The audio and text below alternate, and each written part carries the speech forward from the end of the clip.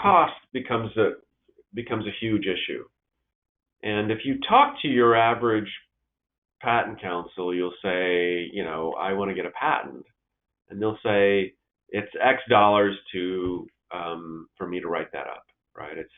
And depending on the technology, if you look at the industry survey, it's somewhere between $8,500 ish for a mechanical innovation and $15,000 for a chemical innovation, with software and electronics being somewhere in the middle of that. So that's just the writing cost, but typically that's what you'll be quoted. And people will optimize that, right? As you might find somebody who will write a really inexpensive patent application, but you have to understand the broader context of that.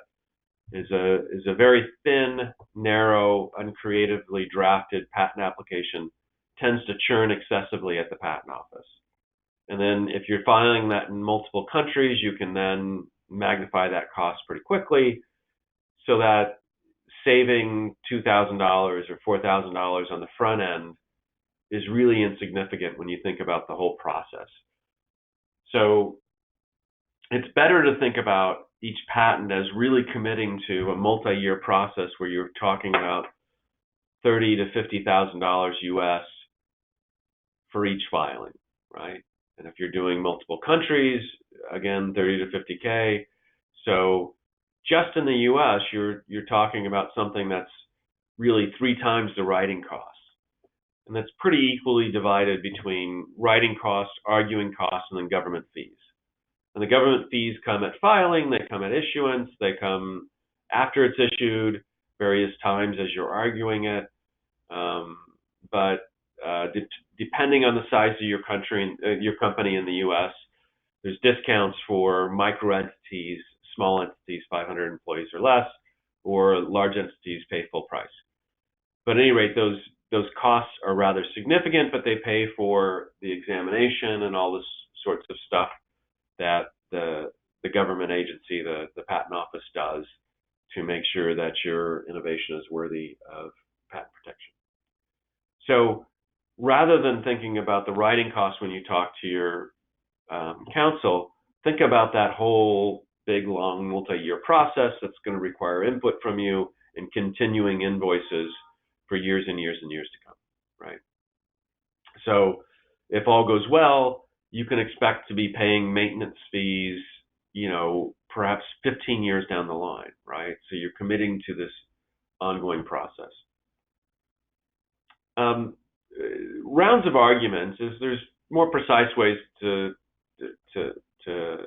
break that down. They have particular names. You have a first office action, final office action, request for continuation, and stuff like that. All this jargon, but in essence, when you think about filing a case, you're going to have some number of rounds of argument where you will get some sort of rejection. In all likelihood, 85% of the time, a case gets rejected initially, and then your counsel will be tasked with perhaps amending the claims, perhaps arguing.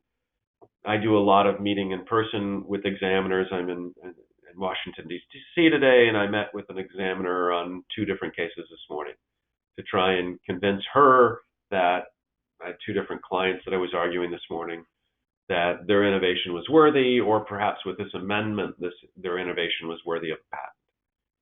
But suffice to say, for each round, you're going to be into it for $3,000 to $5,000 on average. And it's not unusual to see 2 to 4 rounds of argument before your case gets allowed.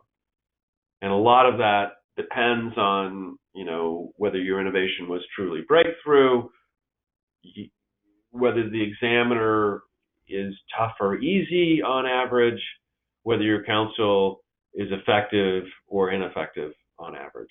And that's one of the things that the Triangle software attempts to estimate, is to give you an idea that when you have a case, the examiner that I met with this morning, I have a bunch of cases with her, and her allowance rate is 75%, which is above averages at the patent office.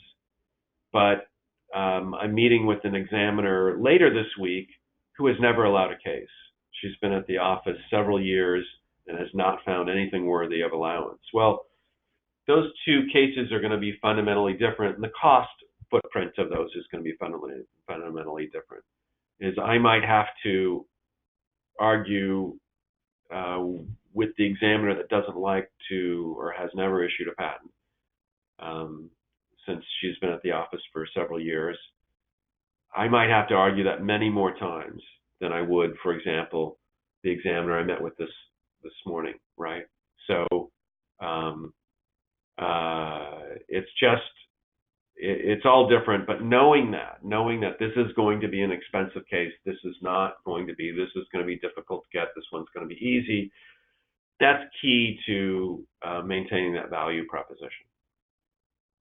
And then when it comes to international strategies, costs get out of hand very quickly. And there are ways to try and get the maximum coverage for the minimum price, and working with your counsel to come up with that bespoke approach, because there is no universal patent, there is no patent that covers you worldwide.